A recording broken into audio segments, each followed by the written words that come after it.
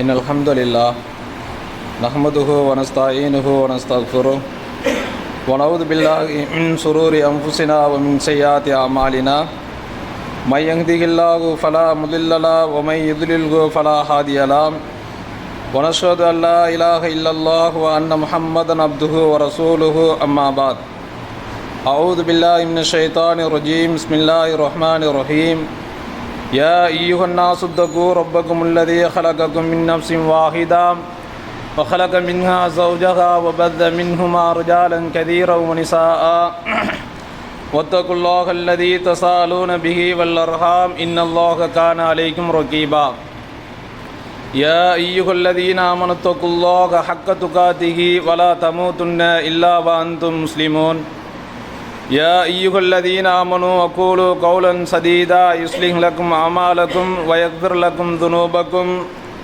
ومن يطع الله ورسوله فقد فاز فوزا عظيما وقال النبي صلى الله عليه وسلم إن خير الحديث كتاب الله وخير الهدي هدي محمد صلى الله عليه وسلم وشر الأمور محدثاتها وكل محدثة بدعة وكل بدعة ضلالة وكل ضلالة في النار.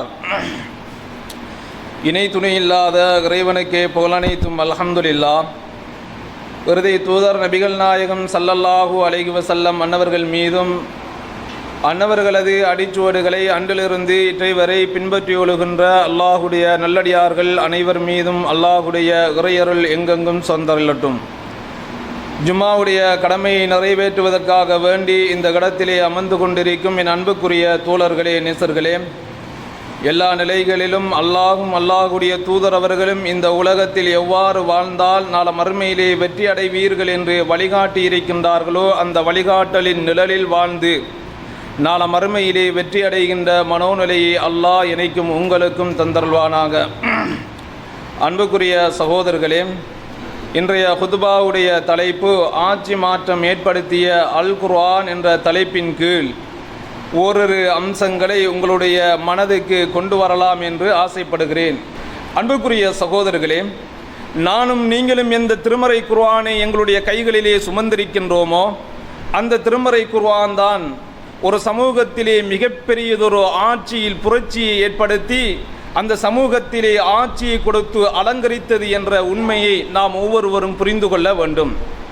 அல்லாஹ் ரப்புல் ஆலமீன் திருமறை குர்ஆனிலே சொல்லுகின்ற போது வஅதல்லாஹுல்லதீன ஆமனு மின்கும் வஅமிலு ஸாலிஹாத், நீங்கள் அல்லாஹுவை நம்பிக்கை கொண்டு இந்த உலகத்தில் வாழுகின்ற போது சாலிகான நல்லறங்கள் செய்வீர்களாக இருந்தால் லயஸ்தக்லிஃபன்னஹும் ஃபில் அர்லி கமஸ்தக்லஃபல்லதீன மின் கப்லிஹிம், உங்களுக்கு முன்னுள்ளவர்களுக்கு எப்படி நாம் ஆட்சி அதிகாரத்தை தந்தோமோ அதே போன்று நாம் உங்களுக்கும் ஆட்சி அதிகாரத்தை தருவோம் என்று அல்லாஹ் சொல்லுகிறான்.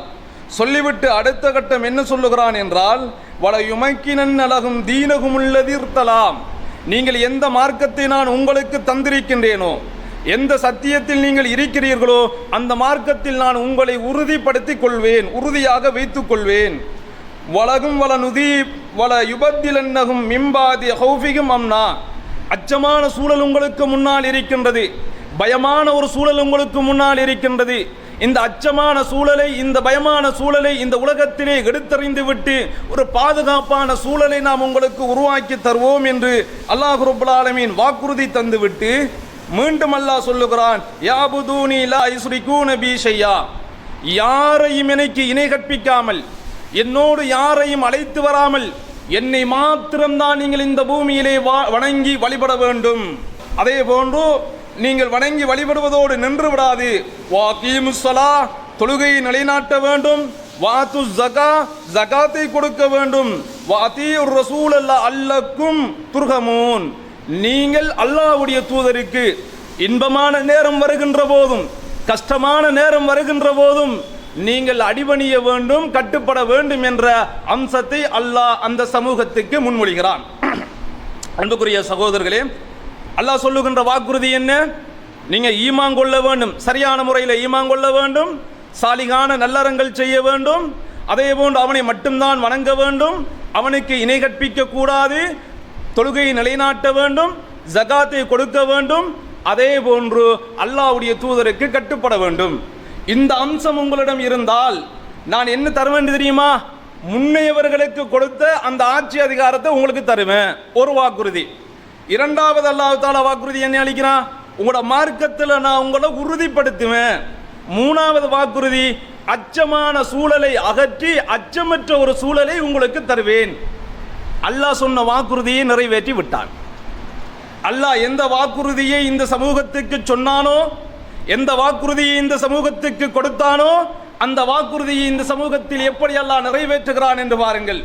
உங்களுக்கு முன்னுள்ளவர்களுக்கு ஆட்சி அதிகாரத்தை கொடுத்ததனை போன்று உங்களுக்கு ஆட்சி அதிகாரத்தை தருவோம். நபி மூசா அலைஹிஸ்ஸலாம் மன்னவர்களுடைய வரலாற்றை மனக்கண் முன்னால் கொண்டு வாருங்கள். மூசா அலைஹிஸ்ஸலாம் மன்னவர்களுடைய வாழுகின்ற காலகட்டத்தில் எப்படியான வாழ்க்கையை அவர் மேற்கொள்ளுகிறார்? ஒரு அடக்குமுறையான வாழ்க்கை.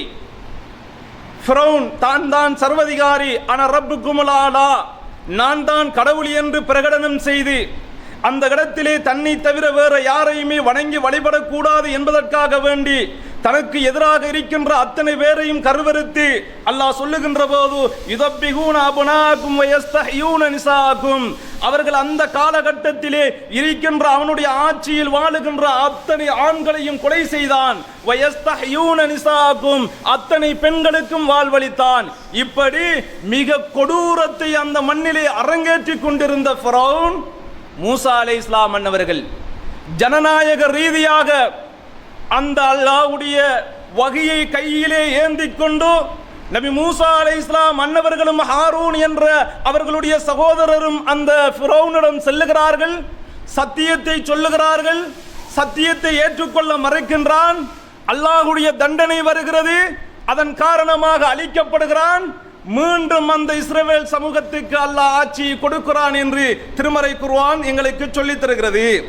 அதனை சொல்லுகின்ற போது மூசா நபி தன் சமூகத்தில் சொல்லுவாரு, வயது கால மூசா அலி கௌமிஹி, என்னுடைய சமூகத்தை நோக்கி மூசா அலைஹிஸ்ஸலாம் பேசுகின்ற போது, யா கௌமித்குரு நிஅமத்தல்லாஹி அலைக்கும், என்னுடைய சமூகமே, அல்லாஹ் உங்களுக்கு எப்படியான அருட்கொடைகளை அருளி இருக்கின்றான், அந்த அருட்கொடைகளை ஒரு கணம் ஞாபகம் செய்து பாருங்கள், நினைவு கூறி பாருங்கள். இது ஜஅல ஃபீக்கும் அம்பியா, உங்களில் இருந்து ஏராளமான நபிமார்களை அல்லாஹ் அனுப்பி இருக்கின்றான். வஜஅலக்கும் முலூகா, உங்களுக்கு ஆட்சி அதிகாரத்தை அல்லாஹ் தந்திருக்கின்றான். வாதாக்கும் மாலம் யூதி அஹதம் மினல் ஆலமீன், இந்த உலகத்திலே யாருக்கும் கொடுக்காத ஏராளமான அருட்கொடைகளை உங்களுக்கு தந்திருக்கின்றான் என்று மூசா நபி தன்னுடைய சமூகத்துக்கு அல்லாஹ்வுடைய அருட்கொடையை ஞாபகம் செய்கிறார். இப்ப பாருங்க, அல்லாஹ் தஆலா ஆட்சி அதிகாரத்தை கொடுத்தானா இல்லையா? மூசா நபியோட பின்பற்றினவர்கள் வகியிலே சரியாக இருந்தார்கள். ஆட்சி அதிகாரத்தை அல்லாஹ் கொடுக்கிறான். அப்படி வாருங்கள் அல்லாஹ்வுடைய தூதருடைய வாழ்க்கை. நபிகளார் ஸல்லல்லாஹு அலைஹி வஸல்லம் மன்னவர்கள் 13 வருட காலம் மக்காவிலே பிரச்சாரம் செய்கிறார்கள். தன்னை பாதுகாத்துக் கொள்வதற்கு ஒரு வக்கில்லாத ஒரு நிலையில், தன்னுடைய தோழர்களை பாதுகாத்துக் கொள்வதற்கு முடியாத ஒரு நிலையில், யாருமே தனக்கு உதவி செய்ய முடியாத அந்த இக்கட்டான சூழலில் தான் ஒரு மனிதன் சத்தியத்தை ஏற்றுக்கொண்டால் அந்த சத்தியத்தில் இருக்கின்ற மனிதனுக்கு கடல் அலைகளை போன்ற சோதனைகளும் துன்பங்களும் துயரங்களும் வந்து சேருகின்ற இந்த கட்டத்தில் அல்லாஹ்வுடைய தூதர் அவர்கள் கஅபாவுடைய நிழலிலே சாய்ந்து கொண்டிருக்கின்றார்கள். ஹப்பா பின் அரத் ரலியல்லாஹு அன்ஹு மன்னவர்கள் வருகிறார்கள்.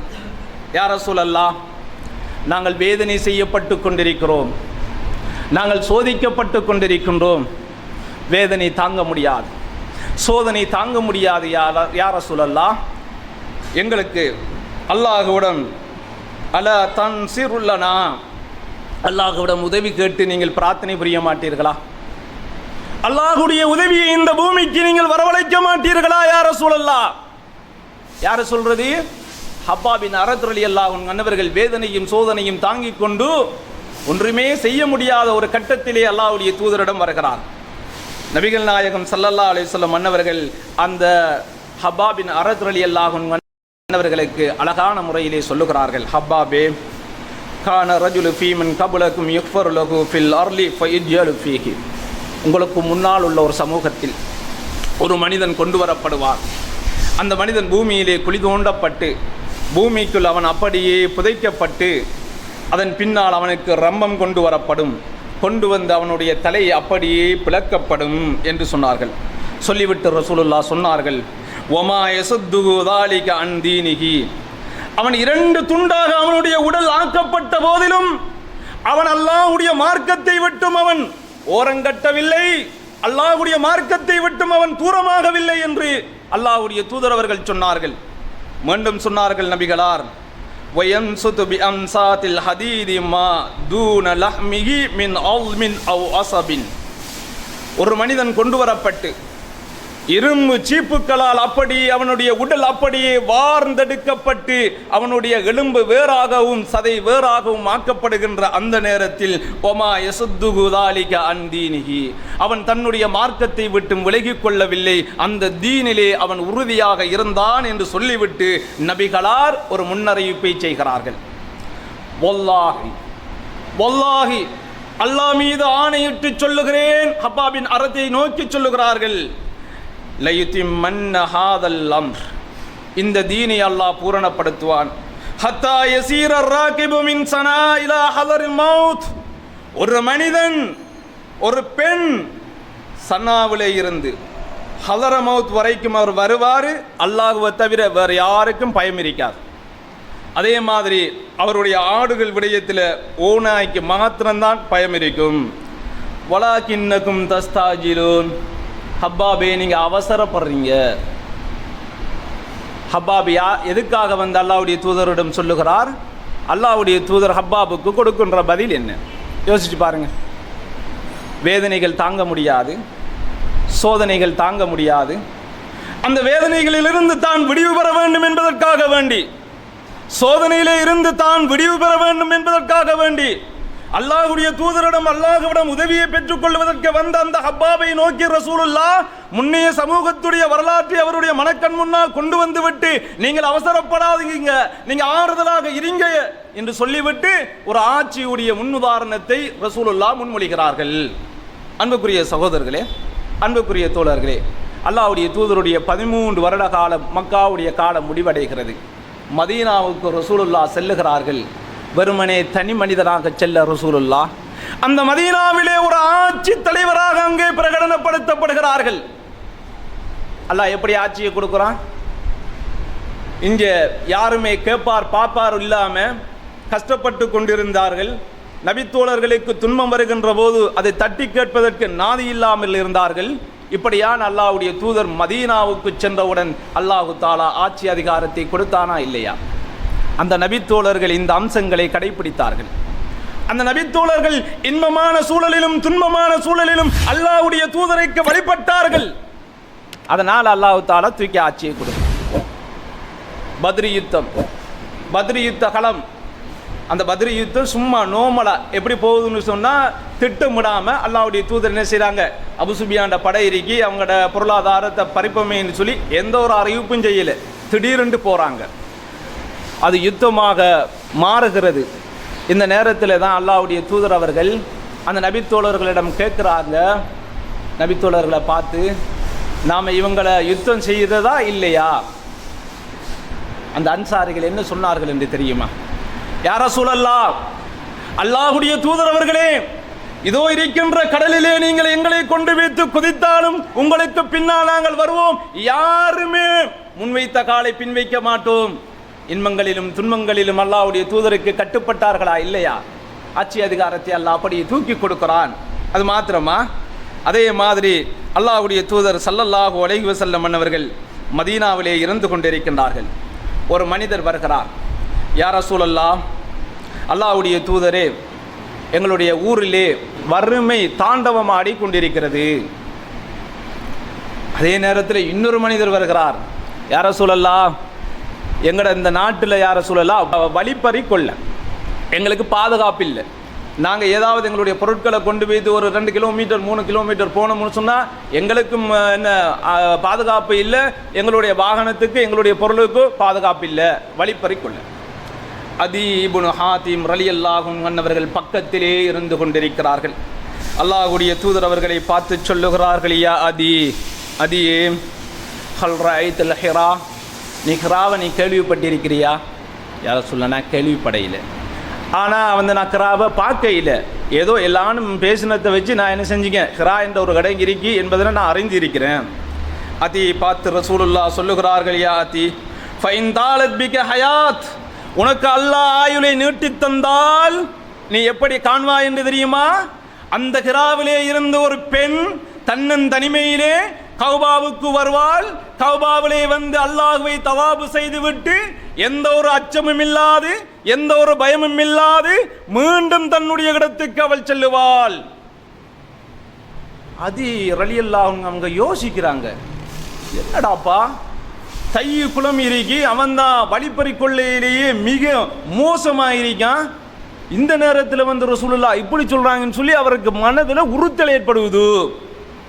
மீண்டும் ரசூலுல்லாஹ் சொல்லுகிறார்கள் அதி பார்த்து, யா அதி ஃபைன் தாலத் பிக ஹயாத், உனக்கு அல்லாஹ் ஆயுளை நீட்டித் தந்தால், உனக்கு அல்லாஹ் ஆயுளை வைத்திருந்தால் நீ மீண்டும் காண்பாய் லதுஃப்தஹன்ன குனூசு கிஸ்ரா, கிஸ்ராவுடைய ஆட்சி முஸ்லிம்களுடைய கைக்கு வரும். ரோமும் பாரசீகம், மதீனாவிலே இருக்கின்ற ரோம் பாரசீகம், அதாவது ஈரான் இங்கால பலஸ்தீன் சைட், இது இரண்டும் மிகப்பெரியதொரு வல்லரசாக இருந்தது. இன்றைக்கு எப்படி ஒரு அமெரிக்கா வல்லரசாக, எப்படி இன்றைக்கு ஒரு சீனா வல்லரசாக, ரஷ்யா வல்லரசாக இருக்கிறதோ அன்றைக்கு மிக பெரும் வல்லரசாக அந்த ரோமும் பாரசீகமும் இருந்தது. அல்லாஹ்வுடைய தூதர் என்ன சொன்னார்கள்? அதி பாத்தி, உனக்கு ஆயுள் நீடிக்கப்படும், நீ உண்ட கண்ணால காணுவா. அதே அதி ரலியல்லாஹு அன்ஹு என்ன சொல்லுகிறார்கள் தெரியுமா? உமர் ரலியல்லாஹு அன்ஹு ஆட்சி காலத்தில் எந்த ரசூலுல்லாஹ் எந்த முன்னறிவிப்பை செய்தார்களோ, எந்த கிழக்கு எந்த ரோம் பாரசீகம் முஸ்லிம்களுடைய கையிலே வரும் என்று அல்லாஹ்வுடைய தூதர் என்னிடம் முன்னறிவிப்பு செய்து நீ உன்னுடைய கண்களினால் பார்ப்பா என்று சொன்னார்களோ, அந்த இடத்துக்கு உமர் ரலியல்லாஹு அன்ஹு ஆட்சி காலத்தில் நானும் செல்லுகிறேன் படைப்பிரிவிலே, என் கண்களினால் அதை காணுகிறேன் என்று அதீ இப்னு ஹாத்திம் ரலியல்லாஹு அன்ஹு அவர்கள் சொல்லுகிறார்கள். அல்லாஹ் எப்படி ஆட்சி அதிகாரத்தை கொடுத்தான்? அன்புக்குரிய சகோதரர்களே, இந்த ஆட்சி அதிகாரம் இந்த சமூகத்துக்கு எப்படி கொடுக்கப்பட்டது என்பதைத்தான் நாம் புரிந்து கொள்ள வேண்டும். முதலாவது, இந்த ஆட்சி அதிகாரத்தை அல்லாஹ் ரப்பல் ஆலமீன் இந்த சமூகத்துக்கு கொடுப்பதற்கு அவங்களிடம் இருந்த இறையச்சம், மறுமை பற்றிய நம்பிக்கை. நான் இந்த உலகத்தில் பாவம் ஒன்று செய்கிறேன், அல்லாஹ்வுக்கு மாறு செய்கிறேன், நான் தௌபா கேட்காமல் நான் மரணித்து விட்டால் நாளை மறுமையில் அல்லாஹ்வுடைய நீதிமன்றத்தில் அல்லாஹ் என்னை தண்டிப்பானே என்ற அந்த அச்ச உணர்வு அவர்களுடைய உள்ளத்தை ஆட்கொண்டிருந்தது. அதனால் அவர்களுடைய கொலை, கொள்ளை, வட்டி அத்தனை பாவங்களில் இருந்தும் ஓரமாகிறார்கள். அதை அப்படியே வைத்துவிட்டு அடுத்த கட்டம் அல்லாஹ் என்ன செய்கிறான் என்று தெரியுமா? குற்றவியல் சட்டத்தை இந்த சமூகத்துக்கு அடையாளப்படுத்துகிறான். குற்றவியல், ஒரு நாட்டில் வந்து குடியுரிமையல் சட்டமும் இருக்கும், குற்றவியல் சட்டமும் இருக்கும். ஒருவன் ஒரு குற்றத்தை செய்கிறான் என்றால் அவனை தண்டிக்கிறதுக்கு குற்றவியல் சட்டம். இந்த குற்றவியல் சட்டத்தை பொறுத்தவரையில் இஸ்லாம் எப்படி முன்மொழிகிறது? அன்னன் நப்ச பின் நப்சி வல்லைன பில்லைனி வல்லம்ஃப பில்லம்ஃபி வல்லுதுன பில்லுதுனி. ஒருத்தனுடைய கண்ணை குத்திட்டான்டா அவனுக்கு அவனோட கண்ணை குத்தத்தான் வேணும். ஒருத்தன் காதை பிடுங்கிட்டான்டா அவனுக்கு அந்த காதை பிடுங்கத்தான் வேணும். ஒருத்தன் மூக்கை வந்து வெட்டிட்டான்னு சொன்னா அவனுக்கு மூக்கை வெட்டணும். ஒருத்தனை கொலை செஞ்சுட்டான்னு சொன்னா கொலைக்கு கொலை தான் பதில். வந்துட்டா இப்ப பாருங்க, அல்லாஹ்வுடைய தூதர் அவர்கள் என்ன சொன்னார்கள்? அல்லாஹ் என்ன வாக்குறுதியை கொடுத்தான்? அச்சமில்லாத ஒரு சூழலை நான் உங்களுக்கு ஏற்படுத்துவேன். அச்சமில்லாத, பயமில்லாத ஒரு சூழல். உமர் ரலியல்லாஹு அன்ஹு ஆட்சி காலம் வருவது, பெண்கள் எல்லாம் என்ன செய்கிறார்கள்? பெண்ணாக இருந்தாலும் ஆணாக இருந்தாலும் யாருக்கும் பயமில்லாமல் ஒரு சுதந்திரவாதியாக அந்த ஜசீரத்துல் அரப் அரபிய தீபகற்பத்திலே அவர்கள் தன்னுடைய வாழ்க்கையை அப்படியே நிம்மதியான சந்தோஷமாக கழித்தார்களா இல்லையா? எந்த ஒன்றுக்கும் பயப்படவில்லை. இன்றைக்கு எங்களுடைய நாட்டிலே ஒரு பெண் தன்னந்தனிமையிலே போக முடியுமா? போக முடியாது. ஏன்? அந்த பெண்ணுக்கு உத்தரவாதம் இல்லை. காரணம் என்ன? அல்லாஹ்வுடைய அருள்மறை இந்த சமூகத்துக்கு ஒரு குற்றவியல் சட்டத்தை முன்மொழிந்து ஒரு சமூகத்தை பாதுகாத்தது. இன்றைக்கு இந்த நாடுகளிலே இருக்கின்ற அத்தனை சட்டங்களும் இந்த சமூகத்தை அழிக்கின்ற சட்டமாகத்தான் இருக்கின்றது. எந்த ஒரு குற்றவியல் சட்டமும் இல்லை. ஒருவன் கொலை செய்யறான், ஒருத்தனை கொலை செஞ்சுபடி என்ன நடக்குது? ஒரு வருஷம் ஜெயிலில் இருக்கிறான், 2வது வருஷம் வாரான், மீண்டும் இன்னொருத்தன் என்னமாவது வாய் அடிக்கக்குள்ள இப்படி காட்டுறான், என்ன நான் கொலை செஞ்சவன், கவனம் என்ன? இஸ்லாம் என்ன செய்கிறது? அவன் கொலை செய்கிறானா? அவனுக்குரிய அந்த ஆதாரங்கள் உங்களுடைய கைக்கு வந்து விட்டதா? அவனை ஏன் வைக்கணும்? அவனை இல்லாமாக்குங்க, தண்டனை குறையுமே, பாவங்கள் குறையுமே, அநியாயம் குறையுமே.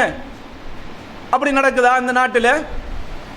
நான் என்னுடைய குடும்பத்திலே ஒருவன் கொலை செய்யப்படுகிறான் என்றால் என்னுடைய குடும்பத்துடைய அந்த வரியிலே இருந்து அந்த சிறைச்சாலையிலே அந்த கொலையாளிக்கு இந்த நாட்டுடைய அரசுகள் வந்து அவனுக்கு ஒழுங்கான பாதுகாப்பும் சாப்பாடும் கொடுக்கிறது என்றால் இது எங்கே இந்த குற்றவியல் தண்டனைகள் குறைய போகுது? கடைசி வந்தாலும் குறையாது. குற்றங்கள் கூடிக்கொண்டுதான் இருக்குமே தவிர குறைய மாட்டாது. அப்ப அல்லாஹு தஆலா முன்மொழிந்த அந்த குற்றவியல் சட்டம் என்ன செய்து அந்த சமூகத்திலே குற்றங்களை அப்படியே ஓரமாக்குகிறது. இப்ப வழிப்பறி கூட இருந்துக்கா இல்லையா? பயப்பட்டாங்க. நாம ஒத்தனை அவன் பொருளாதாரத்தை அபகரித்து அவனை கொலை செய்வோமாக இருந்தால் தான் கொலை செய்யப்படுவோம். அந்த நம்பிக்கை வந்த உடனே தன்னாலே வந்து பாதுகாப்பான ஒரு சூழல் அந்த மண்ணிலே உருவாக்குறது. இதை உருவாக்கியது என்ன? இஸ்லாம். திருமறை குர்ஆன் எப்படி ஒரு ஆட்சி அதிகாரத்தை அந்த சமூகத்துக்கு முன்மொழிந்து அந்த சமூகத்தை ஆட்சியாளர்கள் கட்டிலே வச்சு அழகு பார்த்துருது.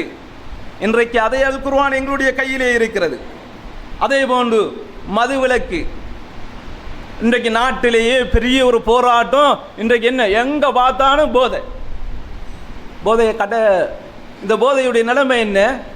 மேலிடத்தில் இருந்து இறக்குமதி செய்யப்படுவது, கீழிடத்தில் இருந்து என்ன செய்து யூஸ் பண்ணப்படுவது, அங்கால இஞ்சால பரிமாறப்படுவது, கண் துடைப்புக்காக கீழே உள்ளவர்கள் 2 பேர் 3 பேர் பிடிக்கப்படுறாங்க. இதுதான் நடப்பாடு. இஸ்லாம் அன்றைக்கு என்ன செய்தது? அந்த போதையை அடியோடு இந்த சமூகத்திலே இருந்து அகற்றி அப்படியே தூக்கி எறிந்து விட்டு அந்த போதையிலே இருந்து வருகின்ற வருமானத்தை ஒரு முஸ்லீம் உண்ணக்கூடாது, ஒரு முஸ்லீம் அதில் வருகின்ற பானத்தை குடிக்கக்கூடாது என்று தீர்க்கமான சட்டத்தை அங்கே கொண்டு வந்தது. அதனால் அந்த சமூகத்திலே போதை என்ற ஒரு பெயர் இடமில்லாமல் இருந்தது. எங்கட மாதிரி அவங்க போதையில பயன்படுத்தினாங்களா? குடமாக குடித்தவர்கள், வாளியாக குடித்தவர்கள். போதை கடைசி கட்டத்தில் என்ன செய்யப்படுவதுன்னு சொன்னா தடை செய்யப்படுற நேரம். அப்துல் ரஹ்மான் பின் அவுஃப் அலி ஒரு பணக்கார மனிதர், அவர வீட்டில் ஒரு விருந்து ஒன்று நடக்குது. அந்த விருந்தில் வந்து போதை மதுபானம் வந்து என்ன செய்யப்படுவதுன்னு சொன்னா பரிமாறப்படுவது. பரிமாறுற நேரத்தில் ஒரு அறிவிப்பாளர் மதீனாவுடைய வாசல்ல வச்சு சொல்றாரு, இன்றையோட இந்த போதைக்கு அல்லாஹ் முத்திரையிட்டு விட்டான், இதுக்கு பிறகு யாரும் மதுபானத்தை அருந்தக்கூடாது. இப்போ அப்துல் ரஹ்மான் பின் அவுஃப் சொல்றாரு, அடே ஏதோ ஒரு சத்தம் ஒன்று கேட்குது, கொஞ்சம் இது வெளியே பார்த்துக்கிட்டு வாங்க என்னன்னு சொல்லி வெளியே போய் பார்த்துக்கிட்டு வந்தா சாராயம் தடை. அப்துல் ரஹ்மான் பின் அவுஃப் அலி என்ன சொன்னாங்கன்னு தெரியுமா? நாம என்ன செய்வோம்? இப்போ குடிப்போமே, பிடிச்சிப்பட்டு அதுக்கு பிறகு பார்ப்போமே. அப்துல் ரஹ்மான் பின் அவுஃப் அலி அல்லாஹ் தஆலா எல்லார கையில் இருக்கிற சாராயங்கள் அத்தனையும் எடுத்து வீதிகளிலே அப்படியே கொட்டி விடுகிறார்கள். அந்த அறிவிப்பாளர் சொல்றாரு, வீதியில் அப்படியே சாராய ஆறு ஓடனமாக இருந்துச்சு அந்த டைம்ல. ஏன்னா எல்லாம் உணவு உண்ண முடியாது, பருக முடியாது. எப்படி ஒரு போதை இல்லாத சமூகத்தை இஸ்லாம் அங்கே முன்மொழிந்தது. இன்றைக்கு ஏன் முன்மொழியாமல் இருக்குது? இஸ்லாம் சொல்லுகின்ற சட்டங்கள், குற்றவியல் சட்டங்கள் இந்த மண்ணிலே நிலைநாட்டப்படுமாக இருந்தால் இந்த மண் பாதுகாப்பான மண்ணாக, எந்த ஒரு பெண்ணும் தலை நிமிர்ந்து இந்த மண்ணிலே சுற்றித் திரிகின்ற ஒரு சூழல் இந்த மண்ணிலே உருவாக்கப்படும். அப்ப இஸ்லாமிய குற்றவியல் சட்டங்கள் ஒன்றுக்கும் உதவில்லை. அதே மாதிரி அடுத்த கட்டம் வட்டியை அப்படியே ஒழிக்குது. இன்னைக்கு எங்கட நாட்டில் கூட வட்டி தான் ஆகப்பெரிய ஒரு கடன். கவர்மெண்ட் வந்து இன்னொரு நாட்டில் கடனை கெடுக்கிறான், அவன் சும்மா உதாரணம் 50 லட்சம் கெடுக்கிறான்னு சொன்னால் 10 லட்சம் மேலே அதிகமாக வட்டியை கட்டிக்கிட்டு தான் இருக்கான். இன்னும் கடனை முடிச்ச பாடு இல்லை. வட்டியிலே தான் இந்த சமூகம் அப்படியே தாண்டவமாடிக்கொண்டிருக்கிறது. இஸ்லாம் வட்டிக்கு அன்றைக்கு முத்திரையிட்டது. அரபாவுடைய பெருவழியிலே வைத்து ஆயிரக்கணக்கான நபித்தோழர்களுக்கு மத்தியிலே வைத்து அப்பாஸ் அல்லாஹ்வுடைய தூதர் அவர்களுடைய சாச்சா அப்பாஸை தன்னுடைய அருகிலே வைத்து அல்லாஹ்வுடைய தூதர் அவர்கள் சொல்லுகிறார்கள், இன்றைக்கு பின்னால் அந்த ஜாகிலிய பண்பாடுகள் அத்தனையும் உங்களுடைய கால்களுக்கு கீழால் போட்டு புதைக்கின்ற ஒரு தருணம், அந்த தருணத்தை இன்றைக்கு என் குடும்பத்திலே இருந்து நான் அதனை முன்மொழிகிறேன் என்று சொல்லி இதோ இருக்கின்ற அப்பாஸிக்கு யாரெல்லாம் வட்டி கொடுக்க வேண்டுமோ அவர்கள் யாரும் வட்டி கொடுக்க தேவையில்லை, அவருடைய வாங்கின முதல்ல மட்டும் கொடுங்க என்று உத்தரவாதம் பிறப்பிக்கின்றார்கள். வட்டிக்கு சாகுமணி அடிக்கப்படுகிறது, வட்டி ஒழிக்கப்படுகிறது. அந்த சமூகம் தலை நிமிர்ந்து வாழுகிறார்கள்.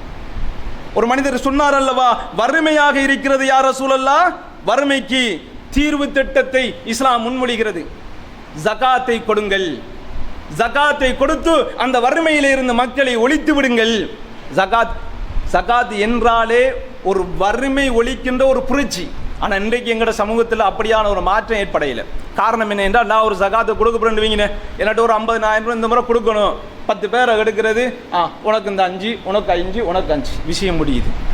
அப்போ என்ன செய்வான்? ஏதோ உடுப்பை வாங்குவான், ஏதோ சாப்பிடுவான், அதோட முடிஞ்சிடும். அப்போ இது ஒரு மாற்றத்தை கொண்டு வருமா? மாற்றத்தை கொண்டு வராது. அன்றைக்கு அல்லாஹ்வுடைய தூதர் அவர்கள் முன்மொழிந்த அந்த ஜகாத், அந்த திட்டம் என்ன செய்தது என்றால், அந்த சமூகத்திலே இருக்கின்ற அந்த வறுமையை ஒழித்து வறுமை இல்லாத ஒரு சமூகமாக உருவாக்கியது. ஏன்? கஷ்டத்தில் இருந்தார்கள் நபித்தோழர்கள், உண்பதற்கு உணவில்லாமல் இருந்த நபித்தோழர்கள், குடிப்பதற்கு நீர் இல்லாமல் அந்த மஸ்ஜித் நபவியிலே இருந்து கொண்டிருந்தார்கள் திண்ணை தோழர்கள். கடைசி கட்டத்திலே ஜகாத் வழிந்து நிறைகின்ற போது அத்தனை பேரும் செல்வந்தர்களாக மாறுகிற வரலாற்றை நாம் ஹதீஸிலே இருந்து பார்க்கவில்லையா? அப்ப நாம ஜகாத் என்னன்னு சொன்னா ஒரு சமூகத்தில் மாற்றத்தை கொண்டு வரணும். இன்றைக்கு நான் ஒரு 10 பேர், எங்களோட கொள்கைவாதிகள் ஒரு 10 பேர் 20 பேர் ஜகாத்துக்குரியாக்கள் இருக்கீங்கன்னு வைங்கின, அவ்வளோ பேரும் ஒன்று சேருங்க, ஜகாத்துடைய பணங்களை நீங்கள் ஒன்று சேருங்க. எந்த சமூகத்தில் யார் பலகீனமாக இருக்காங்களோ அவங்களுக்கு என்ன செய்யுங்க, ஒரு 2 பேர் 3 பேருக்கு தொழிலுக்குரிய ஏற்பாடு, அவர் கெப்பாசிட்டியை பொறிச்சு இந்த தொழிலை செஞ்சு கொடுத்தா அவர் அதை கண்டினியூ பண்ணுவாரா? அப்படி இருந்தால் அவருக்கு தொழிலை செய்யுங்க, தொழில் ஒரு ஏற்பாடு செஞ்சு கொடுத்து பாருங்க. மீண்டும் அடுத்த வருஷம் அவருக்கு நீங்கள் சகாத் கொடுக்க தேவையில்லை, அவர்கிட்ட இருந்து நாங்கள் சகாத் எடுக்கலாம். இப்படி எங்கள் சமூகத்தில் நடக்குதா? இல்லை. அப்ப அன்புக்குரிய சகோதரர்களே, அன்புக்குரிய தோழர்களே, அந்த ஒழிப்புக்களை எல்லாம் அப்படியே நடந்தது. அதே போன்று ஏற்றத்தாழ்வுகளை அந்த இஸ்லாம் அன்றைக்கு ஒழித்தது.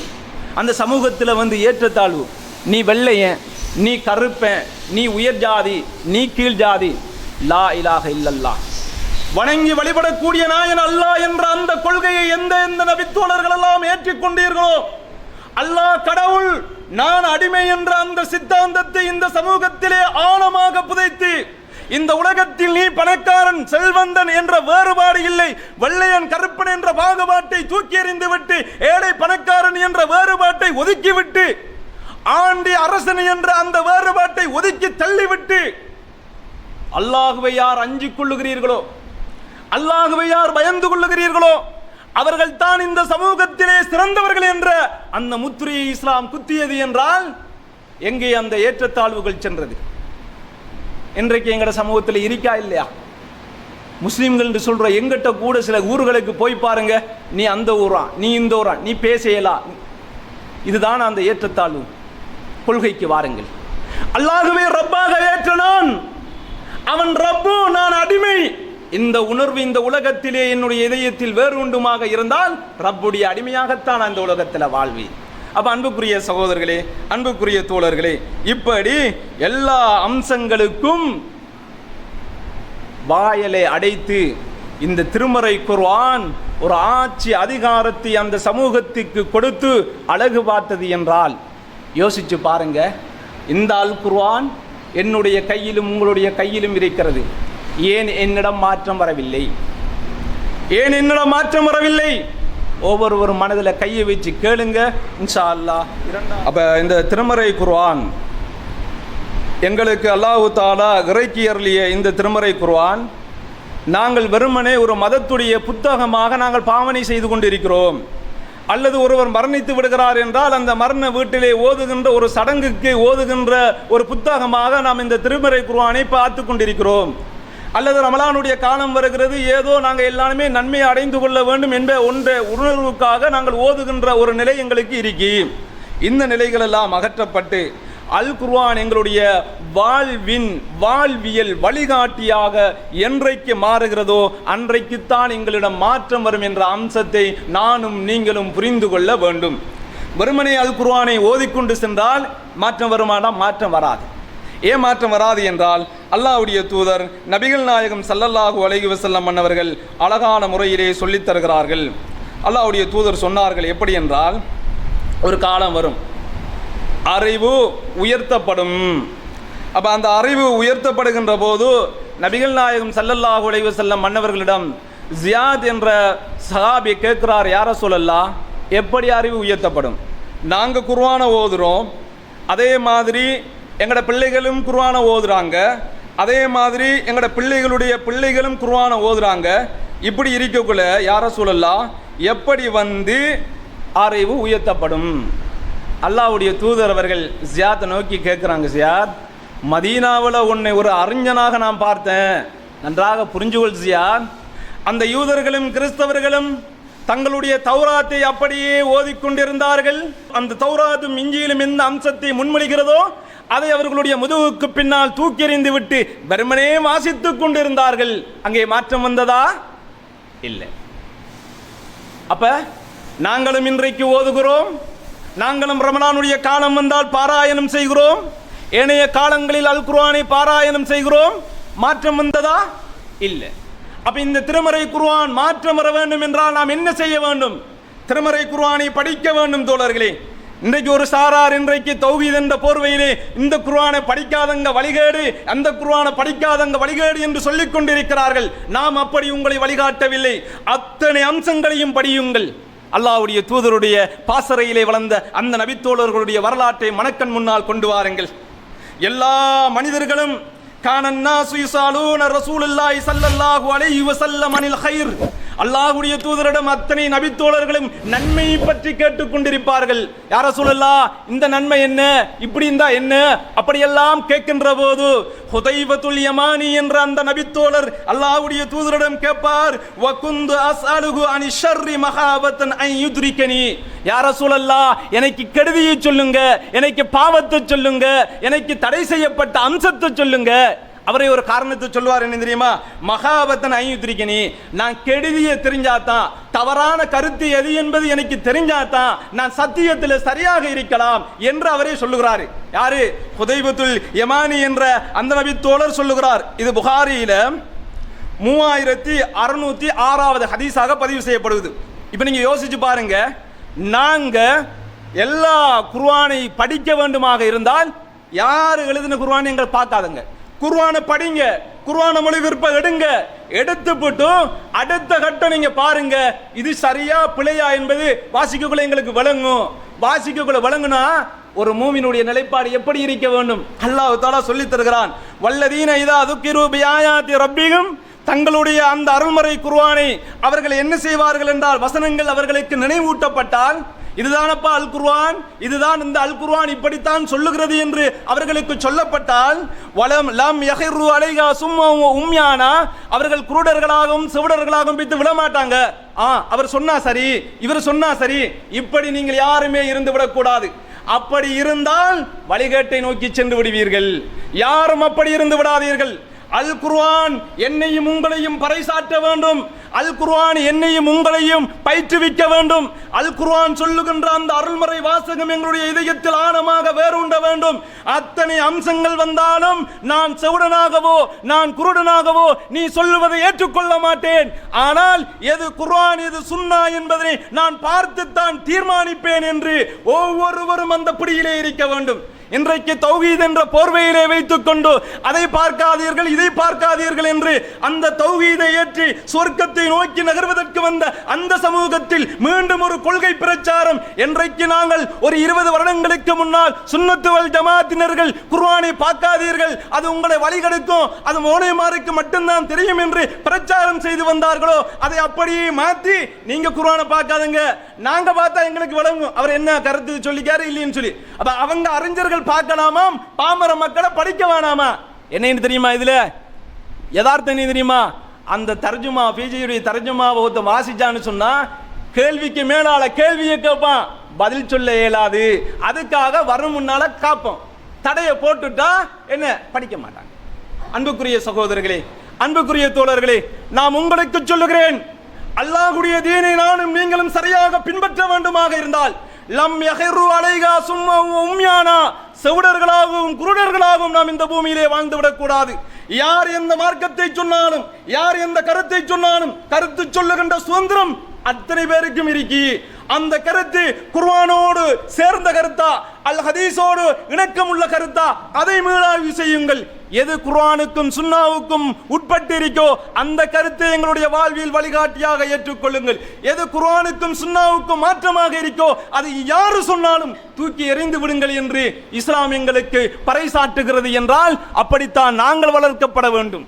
அன்புக்குரிய சகோதரர்களை, மீண்டும் அந்த கொள்கைக்கு போய் அதை வாசிக்காத இதை வாசிக்காத இப்படி வாசிக்காத என்று நாம் உங்களை வழிகாட்ட மாட்டோம். அத்தனையும் வாசிக்க வேண்டும். காதியானிகளுடைய தர்ஜுமாவை எடுத்து வாசியுங்கள். அவன் எப்படி கருத்தை கொடுக்கிறான், இஸ்லாம் எப்படி, குர்ஆன் எப்படி கருத்தை கொடுக்கிறது, அவன் எப்படி வழிகாட்டிலே இருக்கிறான். அப்ப தீமையை தெரிஞ்சாத்தானப்பா, தவற தெரிஞ்சாத்தானே நான் சத்தியத்திலே உறுதியாக இருக்க முடியும்.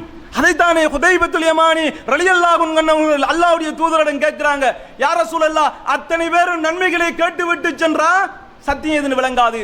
தீமைகள் எது என்பதனை அடையாளம் கண்டாத்தான், தவறான கருத்து எது என்பதனை அடையாளம் கண்டாத்தான் சத்தியத்தை சரியாக இனம் காண முடியும்.